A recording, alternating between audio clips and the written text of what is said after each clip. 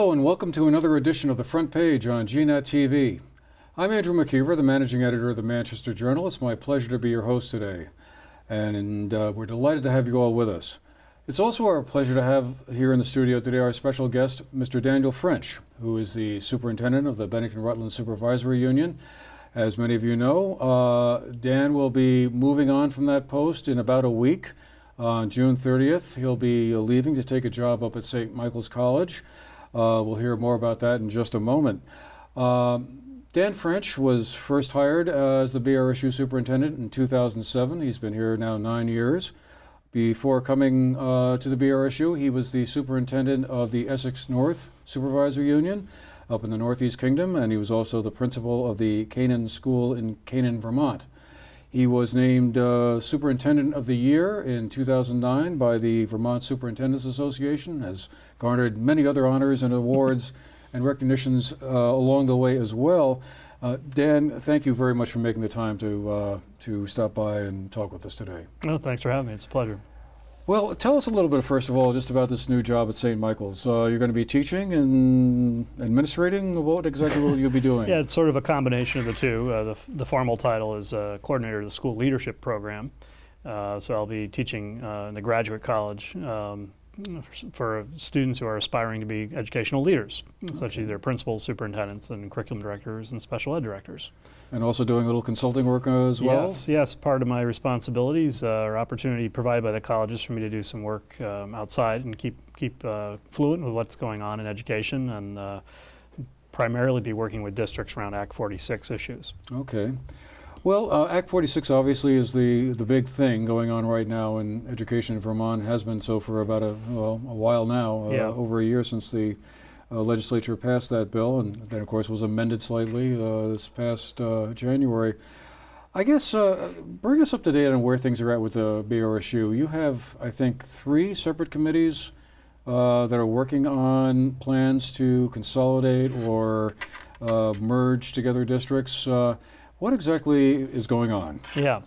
Well, first I'll say, Act 46, I view it in a continuum of policy initiatives in the state where, Act 153, probably the most, recent one in our memory, where the state identified governance consolidation as being an objective related to some other policy needs around equity and, affordability and so forth. Act 153 wasn't overly successful in terms of promoting voluntary merging. So Act 46 is sort of the next step along that path, where essentially it's voluntary, at least the voluntary part, you're required to have a conversation with your neighbors. But in 2019, Act 46 sort of has a drop dead date where if you don't have that conversation with your neighbors, something's going to happen to you. Help you out. Right. So. And we're proud to say in the BRC we have one of the most complex supervisory unions. When the Secretary Holcomb does her presentations on Act 46, she actually uses a slide that has the BRCU configuration on it. You're the poster child, huh? That's right. I mean, part of that is we don't have a central middle school or a central high school, so a lot of the systems that have moved forward this past year really were, had a centralized construction. The students were all flowing into one school, at high school in particular. So we don't have that, and we also have a little bit of everything. We have districts that designate New York high schools and so forth. So our path forward under Act 46 hasn't been as clear, so it's taken us some time. We've put a lot of effort into trying to figure out where that would go. So currently we've identified potentially 3 committees. 2 are formed right now, and these are formal merger study committees, what we call 706 merger study committees. And the first one, the large one, Dorset, Manchester, Mountain Towns, Red or Floodbrook, Sunderland, Mount Tabor, and Danby, which is about 1,300 students. It's the bulk of our students in our organization in one committee. Another committee is Paulet, Rupert, and Wells. Wells not being part of the BRSU, but those 3 districts all share a commonality in that they designate New York high schools. Right. So those 2 committees are fully up and organized, what we call 706, 706 being the section of the law that allows them to move forward. The 3rd committee isn't organized yet, and that's for the non-operating school districts. We have one, Winhall, which is a K-12 non-operating school district, meaning they don't operate any school. And they've been having a series of conversations with other non-operatings in the region. I'm thinking that Winhall, Sandgate, Sunderland, Winhall, Sandgate, Stratton and Searsburg are likely to have a conversation in July to decide whether they're going to move forward or not. So in the long run, do you think Act 46 is going to lead to either a reduction in costs and property taxes and an improvement in education outcomes? Hopefully both, I suppose. But Right. Is this legislation moving us in that direction, do you think, as far as you can tell so far? Yes, I think so. I think it's about as aggressive as we can go. Like I said, I see it as a continuum. Act 153, the voluntary approach to doing this, wasn't overly successful. The one part of Act 153 that was successful was the involuntary requirement to centralize services at supervisory levels. It's been interesting lately reading the press that folks that are critical of Act 146 are citing Act 153, the mandatory centralization, as being a great success. And look, we don't need to do Act 46 because Act 153 was so successful. Well, that too was a mandatory approach. Folks didn't have a choice whether to centralize special ed or not. It's interesting how it's lauded now as a voluntary aspect of the law. But I think those kinds of things will play out. Certainly financially, I'm working right now with two school districts up north, Essex and Westford, which is one of the first merger votes that happened, and they're going to dissolve a supervisory union as a function of that. So those are immediate savings. So those kinds of things will happen. I think we've understood that the way to get more efficient on the back office or the administrative end is consolidating school districts. I mean, you can't really consolidate supervisory unions unless you start to roll up some of the school districts that comprise them, because it's the districts themselves that really advocate for having their own supervisory unions. So I think the financial efficiencies will come. Have already arrived. I mean, when we did our merger here with Act 153, I mean, our BRCU districts were saving about $160,000 a year. We've pared that down, and our estimate was more about $100,000 a year because we had to add a position in accounts payable. But those were immediate savings, and I know the state saved even more with the dissolution of Rutland Southwest. When Floodbrook joined RSU, it sort of precipitated the dissolution of a supervisory union that no longer exists. The challenge is, though, we didn't, as a state, see any real benefit from that because we just did it in isolation, and we saved some money as a part of a model, but our tax rate just didn't drop because no one else around the state was doing it at the time. So I think, one of the lessons I've learned from doing this work is, because we have a statewide financial system in education, unless the whole state is engaged in this activity, it's unlikely that just doing it here and there is really going to bend the curve, if you will, towards becoming more efficient. So I think it's going to require the efforts of a broader state initiative, which I think Act 46 represents. Certainly expanded learning opportunities. I think the first thing is we've got to address some of the inequalities that exist, and I think that's primarily at the high school level, where we have some very small high schools in the state. I'm talking about 50 students, that magnitude. We have about a third of the schools in the state are 100 students or less. So I think it becomes increasingly challenging to justify the continuation of those programs when they can't begin to offer the breadth of programs that some of the larger, more comprehensive high schools can offer.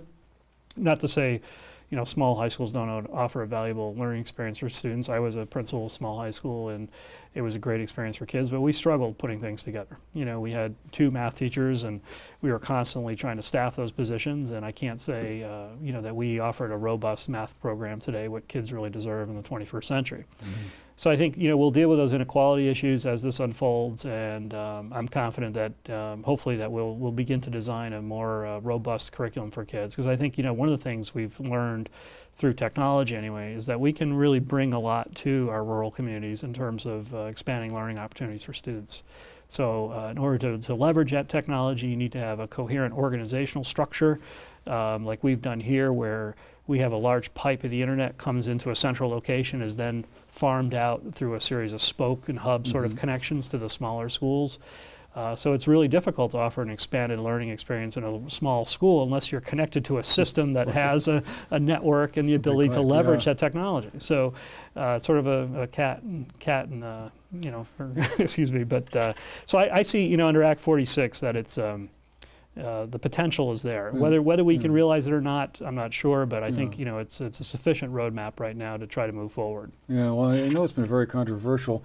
I was just wondering, where does Arlington fit into this? Because I see that there's been some discussion between the BRSU and Arlington about maybe joining forces Right. as well. So Arlington, as you know, along with Sandgate, comprises a relatively small supervisory union, the Battenkill Valley Supervisory Union. And my understanding is that Battenkill Valley and Sandgate have been doing a certain amount of self-study under Act 46, to find out what their best opportunity is. And like all districts, we've been, they've been talking to neighbors north and south about what their opportunities are. I think my understanding, Sandgate in particular as a non-operating district, had to do an early check-in with their community as to whether or not they wanted to maintain that non-operating or full choice configuration. And from what I understand, that was definitely something they wanted to do. So I think Sandgate began earlier conversations with some of the other non-operating districts in the region, such as Winhall and so forth, to see how they would maintain that choice, if you will.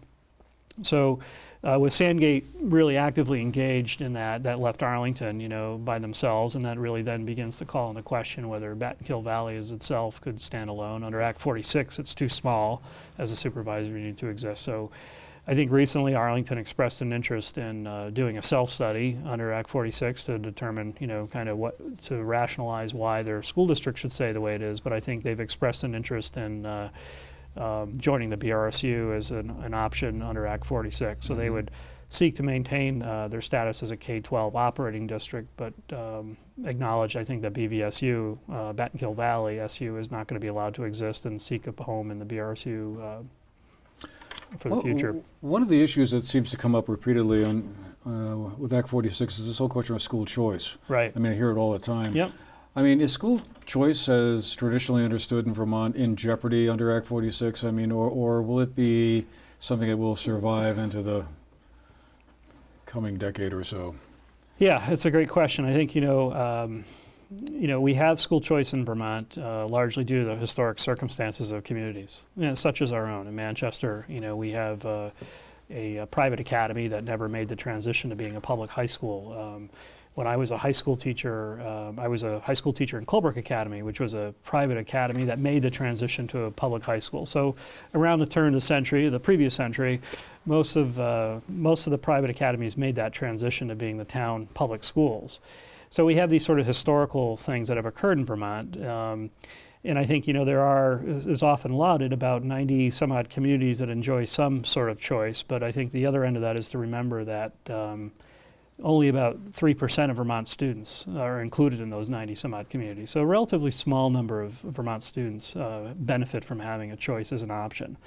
But I think the rub with Act 46 is, the policy is directed at public education system.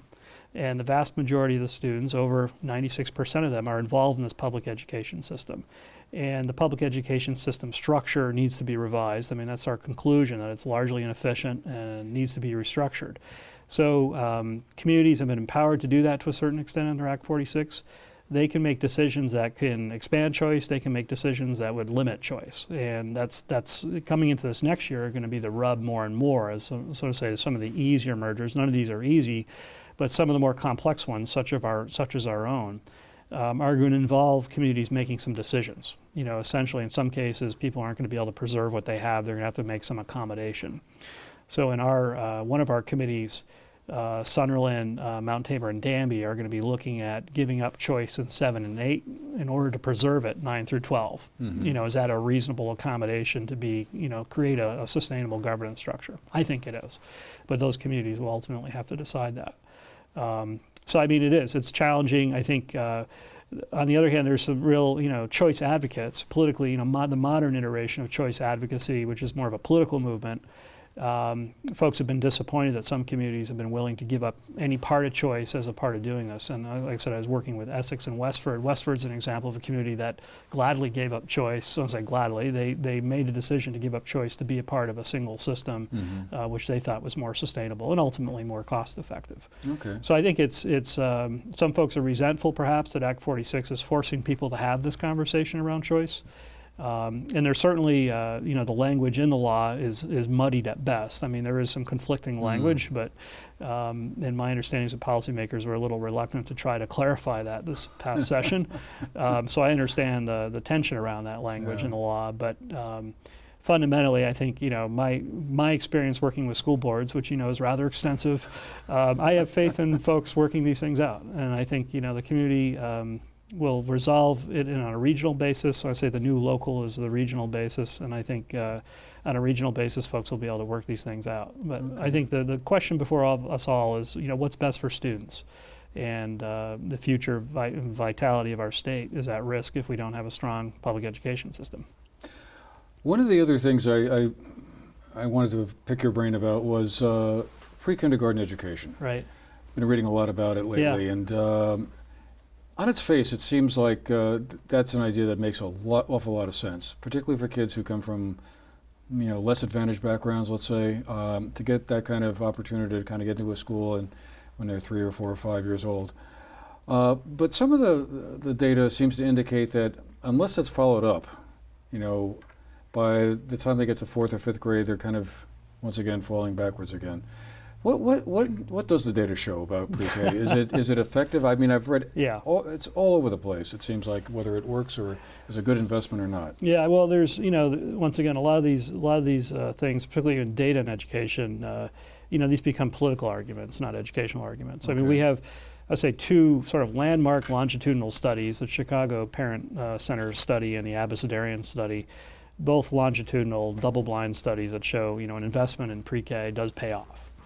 I think the rub is, how do you implement that in Vermont, and how do we go forward making that work from a sensible education policy perspective, both financially and educationally. And I don't think we've quite figured it out yet. I mean, certainly financially, I don't think we've figured it out yet as a state. We have some policy ideas about expanding pre-K and making it universal, but I don't think we're really figured out how we're going to pay for it yet. So. I think, from my perspective as an educational leader, I think it makes a lot of sense for us to become more involved, earlier on with students. And I think a public-private partnership is the way to go in our landscape. We increasingly have students who are not ready for school, and it's not necessarily cutting across income levels, but certainly we see issues where students are socially and emotionally unprepared for the structure of school, educationally aren't prepared for the structure of school. And the theory would be that if we can intervene earlier as a system, then we'd be better off later on. So that remains to be seen. But I think the issue right now is twofold. One is we need to understand how to pay for it. We haven't quite figured that out. And I think secondly, this issue of providing after-school care. There's an educational component to pre-K, and then there's sort of an after-school care component to that too, to be convenient to parents. And we've got to figure out how to make that work for everyone. And we haven't done it yet as a state. And just to make a point on Act 46, I mean, right.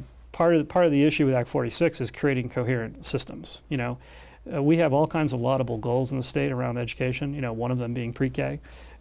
We're unlikely to achieve any of those goals unless we have systems in place, coherent organizational systems that can take a policy initiative like pre-K as an input and then create an output at the end. Right now our system's so disorganized that no matter what the input's going to be, I'd hazard a guess that we're likely to be unsuccessful achieving it, So we have to straighten out the internal workings of our system before we put more on it in terms of expectations. Another question that has bulked large in education circles, certainly since 2001, 2002, has been the whole thing of state assessment tests. Right. Starting off with No Child Left Behind, and right. Incredibly controversial right on through. Recently has been overhauled a bit. Right now, Vermont is in a bit of a state of transition, right? We're going from one state assessment test to another model now, or? Yeah, we've actually implemented a new testing system, yeah.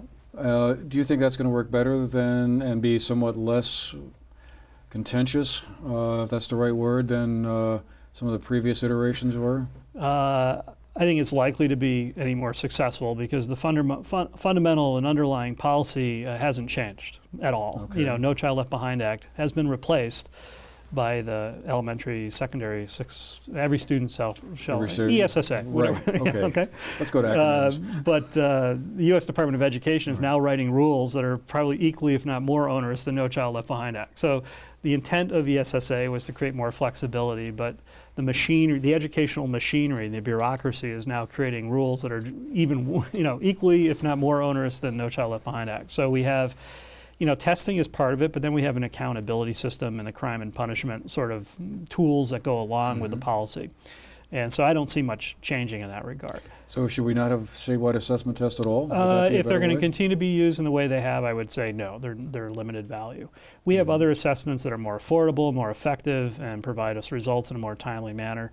You know, assessment has a role. Assessment's a critical piece in improving education, improving educational systems, and improving outcomes for students. But you know, now that I'm reflecting on my tenure as a superintendent, increasingly a lot of these policy objectives, I mean, I've categorized as a superintendent as either educational problems or political problems. A lot of this is a political problem, not necessarily an educational problem. Okay. You know, appropriate use of testing is a critical role or critical element of improving education. But this political, this policy context in which we've been doing it, it's just been tragic. I mean, we've wasted a lot of time and money as a country.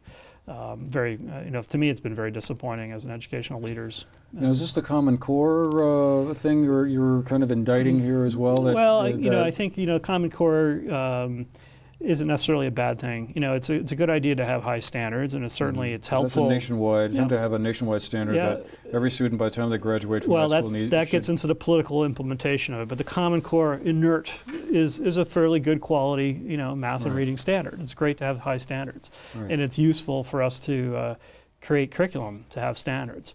But when you start, you know, imposing that using those standards to shut down, you know, fire people and so forth, I think it's been a ludicrous approach. I mean, as you know, Vermont, you know, by most arguments has one of the better performing state education systems in the country, whether it be NAEP or so forth. But in 2014, every single one of our schools was labeled as a failing school under No Child Left Behind Act, and that everyone seems to be okay with that. You know, like it's how can you pass a straight face test on such absurd policy? You know, so the policy hasn't changed a whole lot. And you know, maybe I'm becoming cynical, but I don't expect it to. But we'll carry on and do our work anyway. You know, so I think, you know, the standards are great. The testing it can be useful, but the policy context in which we're forced to consume this stuff is outrageous, and it's tragic. Where do you see the role of technology playing in education in the future? I know you're a big fan of technology, and are we in a good place with technology? I mean, is it to the point where, you know, kids are doing stuff on smartphones and iPads and stuff like that, and maybe, you know, not learning other things, or are we kind of not as far as we should be in terms of equipment and infrastructure to make that work? Well, it's not a question of whether, you know, it will or should it. You know, it is. And technology is making its impact on education as it has in every other sector of our society. I am a technologist, so one of the things I've brought to the BRCU was an interest in exploring, you know, to what extent is technology useful to education. Our conclusion on that, after about 4 or 5 years of sort of trying to figure that out, was that yes, it could be useful. And the way we talk about it is this idea of personalizing learning for students. You know, the first time in history we have some tools that can help us reach individual student aspirations. So instead of trying to satisfy government standards, we start with you, young Andrew, and say, Andrew, what do you want to be with your, you know, do with your life? You know, you're here, you've got one shot on the planet to be who you're going to be. We want to talk with your parents, and your teacher wants to have that conversation about you. You know, we have some stuff other humans have learned we think you might find of value, but our primary focus is to understand what you want to do with your life. You know, that's a different approach. And I think that becomes really hard to manage if you don't have some of the tools we have today. So for the first time, I think we have the tools to do that. So we've been trying to understand that a little better. But like a lot of things, these tools can be a waste of time, you know, and can push some very valuable things out of the curriculum as well. So we have to be cautious about that and really understand and know what we're doing with those tools. Good teachers understand the potential of these tools as they become more fluent in the tools, and I'm confident good teachers will make the best use of these tools as we go forward. But I think there's a couple reasons that really require us to try to push forward on this, even though it's imperfect. One is this issue of equity. So technology becomes a great leveler of the playing field, you know, that we can provide in Canaan, the Northeast Kingdom, we can provide equal access to high quality educational materials no matter, you know, where you are. In this idea that, you know, we can offer an expanded curriculum. So, you know, in history, you know, we sent our students down to the village, to the school, to sit before the teacher, because that's the only place you could get knowledge. Now we have knowledge everywhere. We have information everywhere, and these are the tools. Your iPad in front of you, that you're using. Mm-hmm. These are the tools we use to make that knowledge. So our students are at risk in a rural state if we don't teach them of these tools and expose them to the potential, the information, the knowledge that they bring with them. So I think it's a wonderful opportunity. It's a great time to be a student. I think it is going to be disruptive of the current system, and we haven't quite figured out what's the best way to do it. But I'm confident we will. But we have to embrace it, I think, to do that. Mm-hmm. So last question, you're going to be leaving in a week, and you're thinking to yourself, I wanted to go to any more school board meetings. That's not true, though. I'm still going to school board meetings. Because I think you have a rather vigorous schedule of meetings, or have kept one up over the past 9 years. So Jackie Wilson, the assistant superintendent, is going to be taking over for 1 year anyway, and kind of see how things go.